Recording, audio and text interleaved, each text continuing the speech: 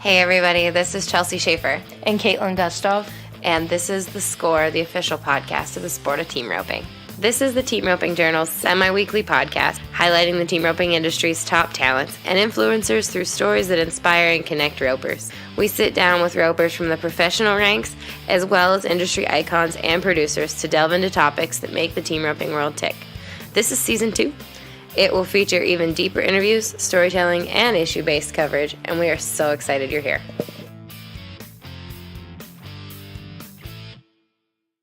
Hey everybody, welcome to The Score. This is the second episode of the second season of The Score podcast. So exciting. Caitlin, are you enjoying these podcasts? I am. I really am. Caitlin's our producer. You don't know that. She's not just the girl that says a few things at the beginning of every episode. She's our producer. I do. I edit. I take a long time and make sure these podcasts sound good for you to listen. She takes out my ums. I say a lot of ums. She tells me I don't realize that. But she does a heck of a job at that. So this episode, Caitlin's already got to listen to it.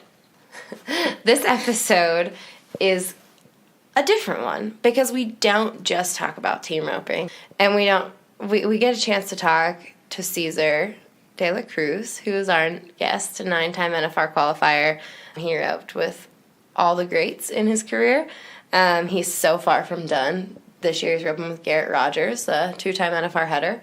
Cesar is a horseman. He is a kid from South Tucson who grew up not in the way that most ropers who go on to make the NFR at an early age do.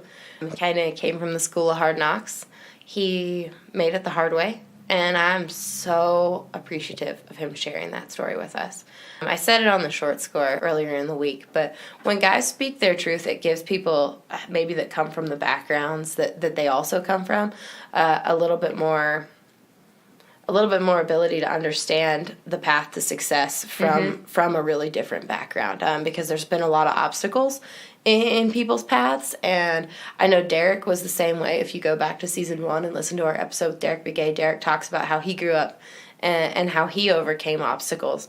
And Cesar in this episode talks about the doors that opened for him because of perseverance, because of choices, because of people that came into his life. I love the way that different people intertwined with Cesar's life to kind of make an impact on him. I know that he'll talk about the people that are important and that kind of changed the course for him. And I hope you all enjoy this episode as much as I did because it was pretty impactful.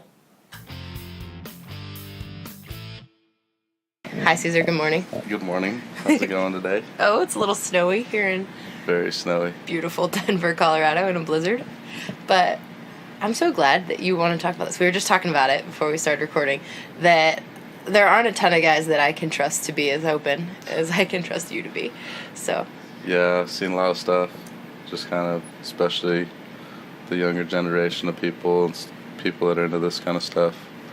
They hear stories of real life stuff. I think it's kind of hits home to some. Definitely. So I wanted to start this morning with I had Begay do this too, actually. Like, tell me what it was like in your house growing up.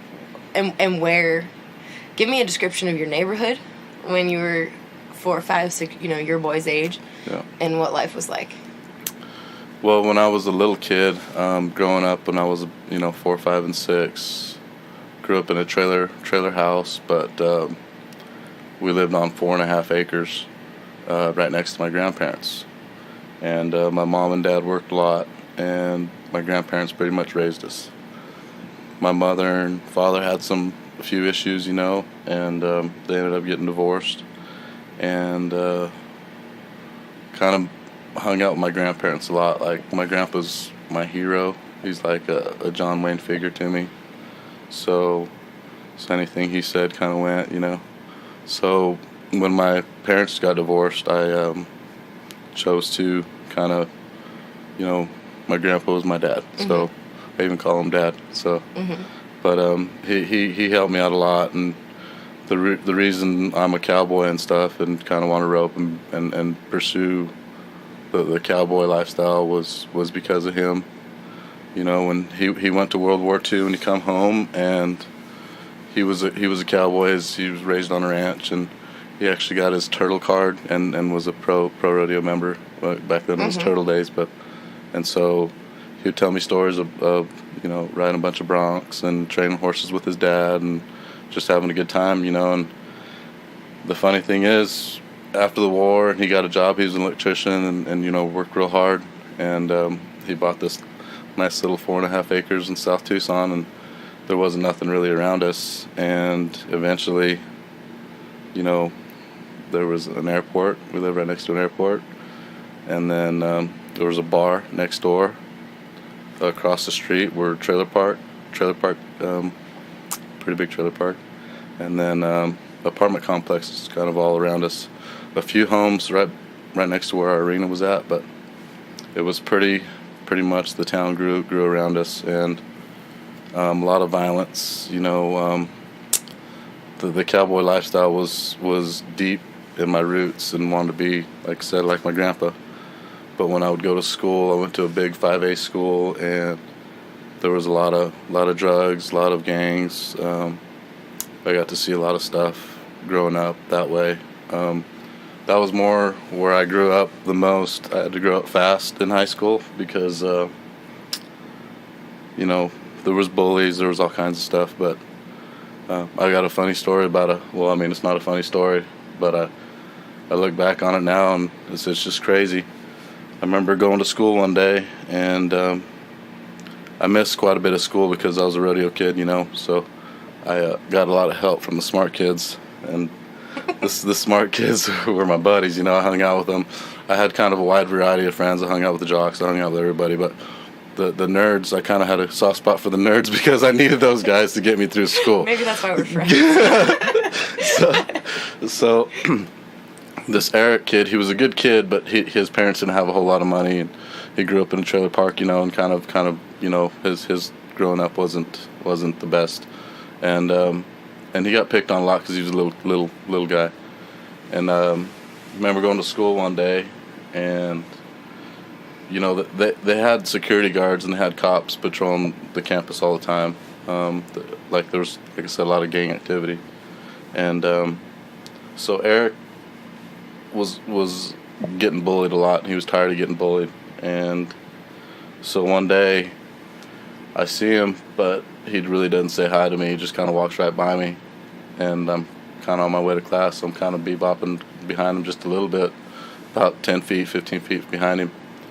And one of the guys that was bullying him, they kind of had a few words, and Eric stabbed him in the neck with a makeshift shank, kind of out of a pencil that he made.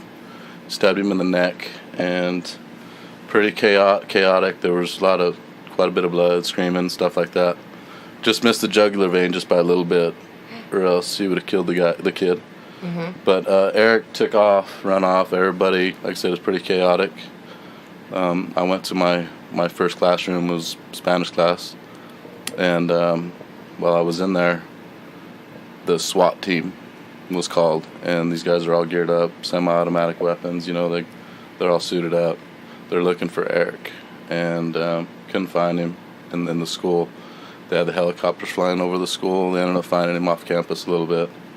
I didn't see Eric after that. I think he got in quite a bit of trouble. It's attempted murder, but he was only 16, so I don't know what ended up happening to him, and the kid that was bullying him, I don't know what ended up happening to him either. I think he transferred schools right away. But so juxtaposing that against a lot of, now, you were 18, and then you were with a lot of the guys that grew up pretty privileged, trying to rodeo. How was that experience? That experience was eye-opener, just because, it's the access to whatever a guy needs to get up and down the road, and that was something that growing up that I never really had, and still it's not a luxury for me at all. Yeah. I think growing up the way I did helped me out a lot, though, because out here, if you have any sort of kind of give up kind of attitude or anything like that, or if you're going to give up shit pretty easy, you're not going to make it very far out here. It can be roses one day and it'll be dust the next. That's just kind of how this sport is, you know, in every event, not just team roping, and just it's just the cowboy way. But the rigs nowadays that go up and down the road, the access that people have to these horses and stuff, the game's changing, the game's evolving, and so I think it's for the better. Yeah. I mean, the times are faster. Like we're at Denver today, and for example, there's 3/8 win the second round. There's 4-1s win in the first round. There's 9 flat on 2 just already, and still short go. So that's pretty fast. It's just getting faster and faster every year. So I've had to really search hard. I found some really cool heel horses. One heel horse in particular is one that I raised, and I really like him a lot. His name is Muddy Waters, and I got him as a baby, as a yearling, and had my best buddies, Coulter Todd, and a few of my buddies, real good buddies, ride him. And you know, it's just been awesome to see him grow and become a you know, he's top-notch rodeo horse. And then Lucky Bucky's I call him Lucky because he draws good cattle. I know it sounds crazy, but you come short go time, plan on drawing a good steer. You know, a lot of the rodeos, if you do draw a good, say a tough one-on-one maybe, you're going to come back on another one that you can win the day money on. So I'm very fortunate to get him. He loves his job, and it makes it fun to rope on him. But now you brought up Coulter Todd, and then we'll kind of circle back to growing up. And we've talked about this. We wrote about this in the magazine too. When did Coulter come into your life, and how did that? Obviously, that he was kind of along with your grandpa as a big influence. Tell me about that. You know, I've had several opportunities to go in the wrong path. You know, being where I come from, it's not my family. I have a great family, but just the town itself is, you know, there's a lot of bad people, a lot of bad stuff going on. It's not so bad no more, but back when I was growing up, it was bad.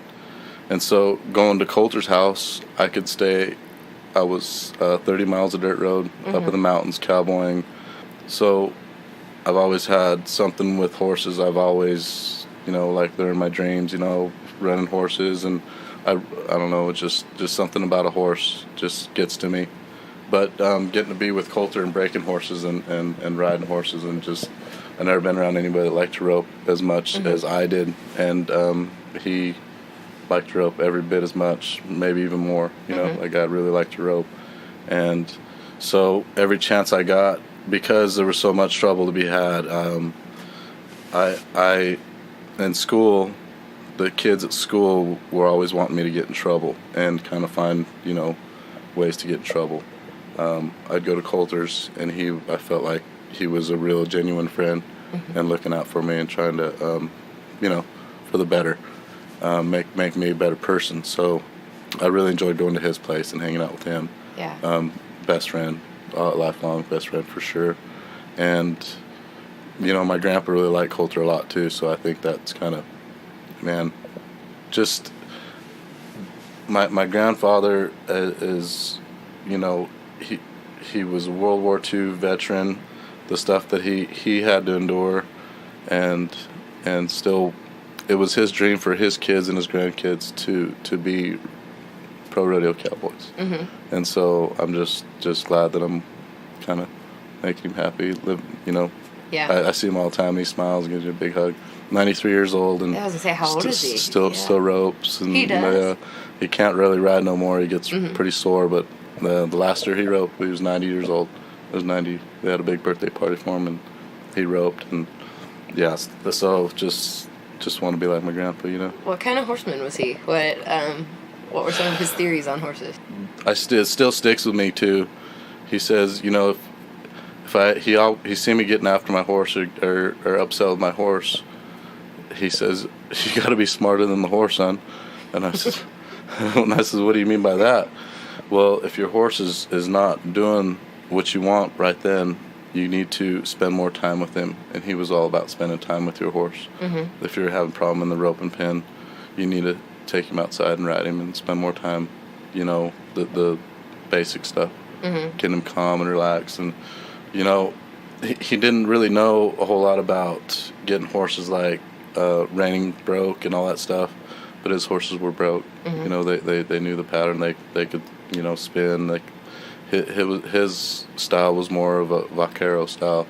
You know, he learned from his dad. So I come from a long lineage of great Southern Arizona cowboys. Yeah, how long has your family been in Southern Arizona? As far as I know, from the start, I know we're Mexican, but we all Mexicans, but we right there on the borders, kind of where Tubac.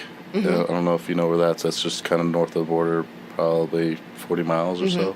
So it's just right there on the border. Yeah, and they used to have ropings there a long time ago, right? Yeah. The Tubac ropings? Yep. Some wild, good ropings. They score them out there, big, strong cattle, and you know the cowboys were, you know, cowboy country out there. Big hills, a lot of mountains, big, thick mesquite trees. And the cows get pretty wild out there, so there's quite a few cowboys out there. Yeah, I actually wrote a story about Arizona history, and Champ told me about Tubac, and I spelled it wrong. And the Arizona folks, they weren't happy with me. I definitely messed up Tubac. No. I apologize to all of Arizona. Now I definitely know. I'm glad you brought it up, so I can make that clear. That I understand and appreciate the heritage there. Yeah, that's I sometimes wish they would go back to that place because I don't know if you've seen the old videos and stuff. The arena was huge, and the steers were massive, and the guys back then, you know, they're just old school, but they really rode well too. And man, I'm caught in between the old school and the new school. You know, back when I was a kid and growing up, I thought it was pretty cool because I was one of the only kids that had a beeper going to school. You know, so growing up and then getting a cell phone in college, I thought that was really cool. And you know, did you college rodeo? Yep, I went to CAC. I qualified for the college finals 1 year, and then the next year I quit and started my rodeo career. Is that when you met Arena, when she was kicking everybody's butt at the college rodeos? Or? I met Arena when we were little bitty kids. Really? Like we were just growing up, you know, because Matt and I were buddies, and we roped quite a bit. Matt was always just a little bit better than I was, you know, like he won trucks and he was just phenomenal when he was younger. He still ropes well too, but he made the finals when he was 18 years old, you know, like he's phenomenal.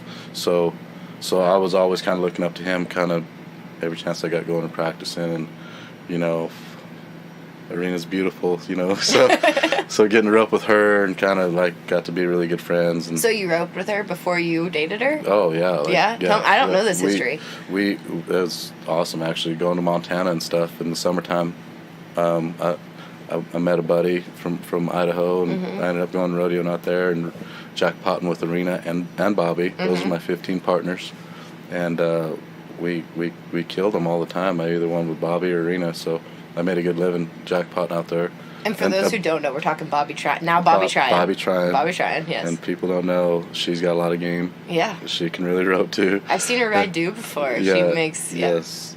Back when she had the black horse with the, you know, Thumper, the great head horse, that horse is the real deal. She won so much on that horse. That was her horse, you know, when she was younger.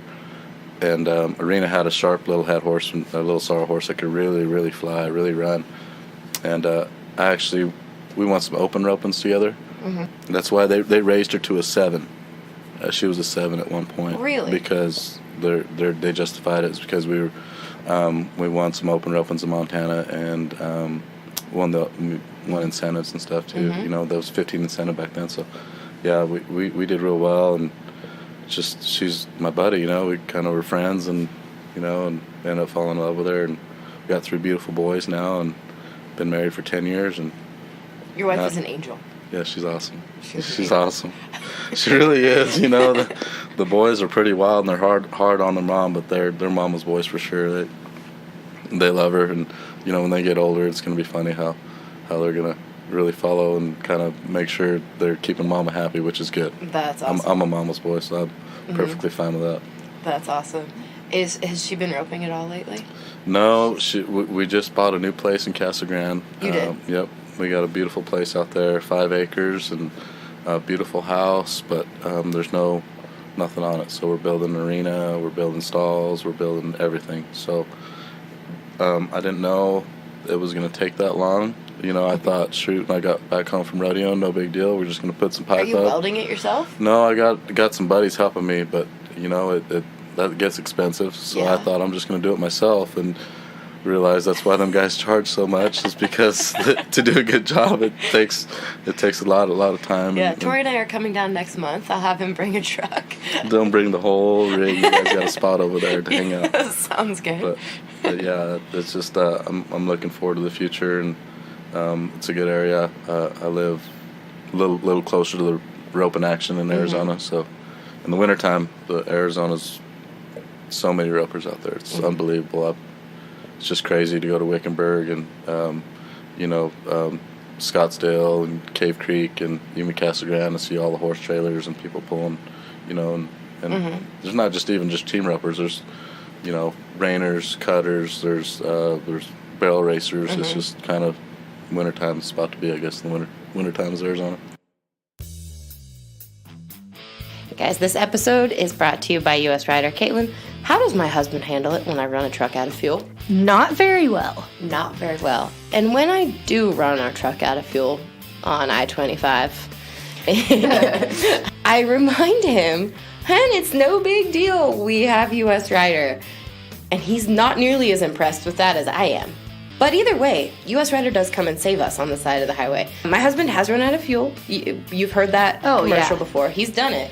But there are a lot of wives out there who may run out of fuel, may blow a tire. There's a lot of guys out there that may run out of fuel, may blow a tire, may have any level of accident that you might think of.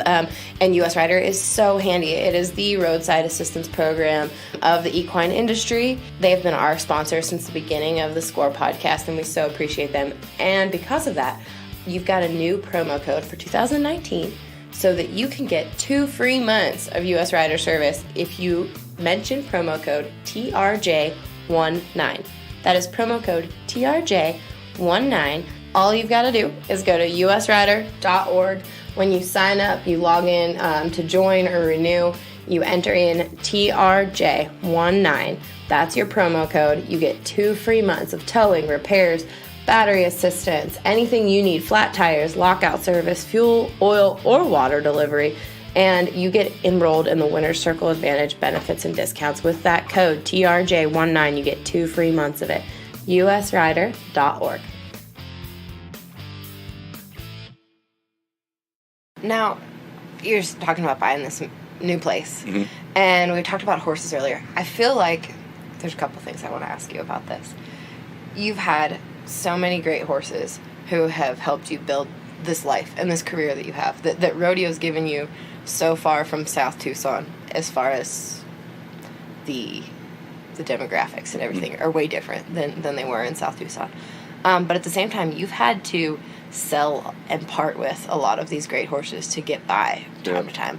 The horse that you won Omaha on, I remember that really bald-faced horse. You told me this is the best horse you've ever had. You love him, and then he was gone not long after. Yeah. I mean, that's a brutal part of rodeoing. That was the start of my downfall. Out here, if you don't have one of the best heel horses, the headers will overlook you. It don't matter how good you rope. That means nothing. It's what you're riding. Same thing with the headers. Horses mean so much. I got a great opportunity to sell the horse to Jason Ritchie, and he's a great family out there in Midland, Texas, and great people, and they really love the horse. And I didn't have the best finals in 2014, and I just feel like I didn't make the best. I didn't make the best decision. I've sold some really good heel horses, and that one I kind of regret because I didn't replace him with something that was equally as good. I didn't, I need to find a great one. I found a good one, but she wasn't great. That horse was great, and horses mean so much. They're. I used to think horses were machines. I was pretty hard on them, and I felt like I'm learning more about their personalities and trying to learn how to work with them and not against them. If they're doing something wrong, it's something smaller than you think, and no need to get upset with them. Mostly, I'm learning how and spending more time riding them and putting a ring snaffle in them and just riding them around, cruising them around, letting them relax. because when you put your bid on, your tie down on, you're getting ready to rope. It's kind of a stressful time for them. Yeah. They know it's like a football player, right? You know, they're a wide receiver. He knows he's got to run hard and he's going to get hit every time. And if you don't love it, that they're going to kind of, about middle of the year, they're going to kind of fall apart on you and kind of get sore and not work as good for you. You got to find I don't take this term lightly either, because I got a lot of respect for the military. You need a warrior out here for a horse, something that's going to be able to take, you know, long travel, the hard hits, you know, and still keep going. The horse has to love it as much as you do, or else you're going to have trouble out here. It's getting tougher and tougher all the time, but the horses are getting better. I really do. I believe the breedings and people are understanding how to ride them and train them. And I've been spending a lot of time with Dakota Kircheslager here last few years, and we had a talk a few years back. It was about 2014, 2015, and he assured me and told me that I do ride like shit. I don't ride very well. I rope good, but I don't ride very well. And so the last 3 or 4 years, I've been working on that real hard, trying to become a better horseman, better rider. Try to stay out of the horse's way as much as possible, because I got some really good horses, and if I let them work, they're amazing. So, what have you been working on in your riding? My legs. Try to be softer with my left hand. If your horse doesn't move off your legs, you're gonna have a hard time, because if you're always constantly pulling on your horse, his head's gonna be up. The horse has to at some point get his head down to be able to work and maneuver his body. And so having a broke horse is, I think, the most important thing nowadays. If the horse is not broke, you're not going to be able to, it's going to be hard, because the headers now, they reach long ways, and the heel horse has to be able to close the gap and do some athletic stuff to be able to get up and around the corner and then finish the run. It's kind of cool now. I feel like I'm becoming a student of the game. I felt like I was, but, you know, I made the finals 9 times, and I feel like I got lazy. I felt like I needed to start studying more about riding and horsemanship. And the working cow horse guys, Brad Lett in particular, really impressed by how those guys ride and can get a 3-year-old to do some stuff that's unreal, you know. So if after them guys get done with them horses, you know, their 6-year-old years or so, 5-year-old years, those horses are amazing to rope on. Super easy to rope on. So that's what I've been looking for, is like working cow horse type horse nowadays. And you and I have a mutual friend in the Myers family. What have you learned from them about, and when I say that, in case anybody doesn't know, we're talking the Myers family of South Dakota, of Frenchman's Guy fame.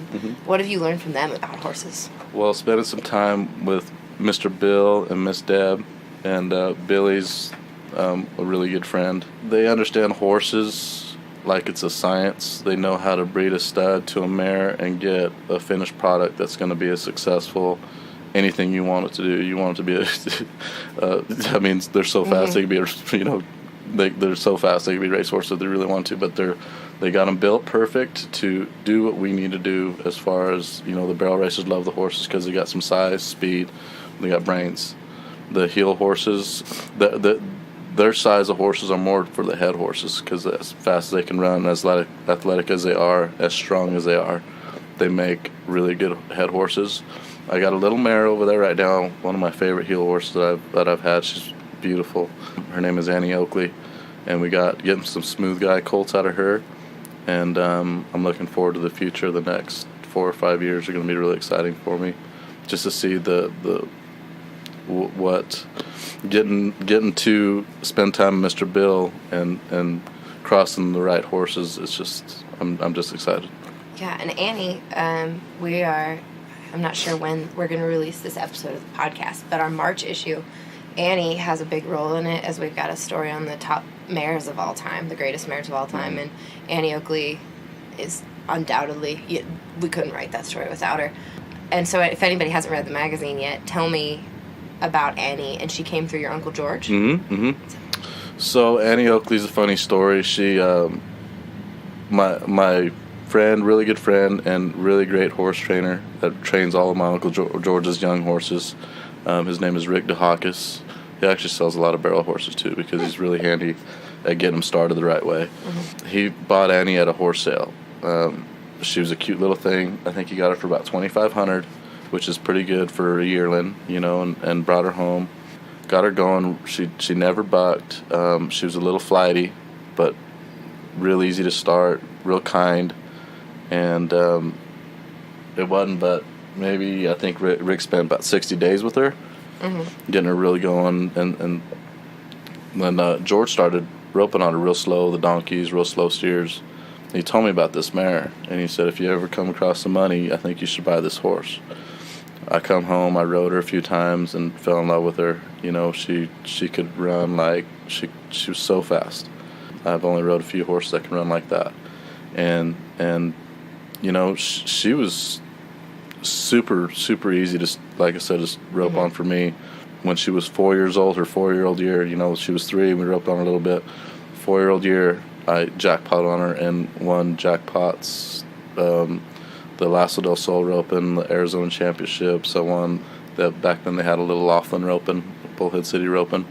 Won that on her, and she's just a baby, She's just a 4-year-old, but she could really, really run and really stop. I rode her, I feel, too hard. I needed. Well, she was all I had. I had her and Johnny Ringo at the time, which I was blessed with 2 really great horses. But I was able to make a really great living on them. But both of them, their legs, Johnny's knees, Annie's ankles, they took a beating. And Annie, she was bone on her ankle when she was about 12 years old. And she would still work, but she would limp out of the arena whenever I would get done roping on her. And I feel like she didn't owe me nothing. Mm-hmm. She was a great mare. And I felt like her babies would be worth more to me than riding her in the arena and making her, do that kind of stuff. But what I know now, I would, if I get another one like her, be a little bit easier on her, ride her a few, get her going, but then turn them out. It's good to turn the babies out when they're 3 years old, turn them out for a month, or, let their muscles heal, let their bones heal a little bit, and then kind of can bring them back up again. But get them some time off, I think, helps out the babies more than anything else. Hopefully you have a few more like her coming from South Dakota. Looking forward to it. Kid from South Tucson, meeting some people in South Dakota, and fall in love with a girl in Montana.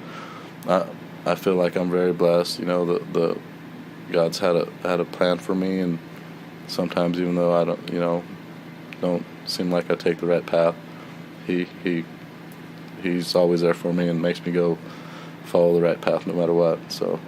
He's put some really cool people in your life that have very, very cool people forgiven that path or forgiven any wandering. That's awesome. Yeah, for sure. Very blessed person, I know that. That's awesome. Well, I have been very blessed to know you, my friend. Thank you so much. Thank you so much, Chelsea. Appreciate you having me. Awesome. Thank you. You bet. All right. Well, everybody, thank you for listening to this episode of The Score. I hope we get to do more episodes like this. I absolutely love talking to Cesar. I think he'll be back on the podcast. He really enjoyed visiting, and I think we can look forward to talking to him throughout the year. So thanks, everybody, for listening.